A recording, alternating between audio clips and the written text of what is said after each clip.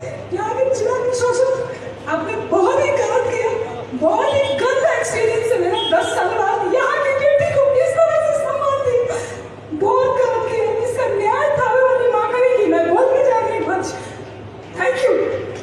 Anchor sir तो आप लोग जैसे वीडियो में देखते हैं कि अंतरा सिंह प्रियंका एक फीमेल गायक जो है सिंगर, बहुत सारी दुनिया के दिलों पे राज करती है। हर एक एक्टर उनके साथ में गाना रिकॉर्ड किया है, हर एक एक्टर भोजपुरी का, क्योंकि दोस्तों केसारी लाल यादव की है, बहुत सारे गाना है, पवन सिंह के हैं, धनंजय दड़कन, बहुत सारे स्टार के साथ में उन्होंने गाना रिकॉर्ड किया है और वो बहुत बड़े लेवल पे काम करते हैं। उनको कल फुट फुट के रोई महोत्सव जिला स्टेज शो के दौरान, बहुत बड़ा लेवल का दोस्तों स्टेज शो करने गई थी वहाँ पर, और स्टेज शो के दौरान बहुत बड़ा उनका बेइज्जती हुआ, रोना धोना हुआ, क्योंकि केसारी लाल यादव के साथ में बहुत सारा काम करते। तो ऐसा नहीं करना चाहिए यार, गजब की बेइज्जती नहीं करना चाहिए।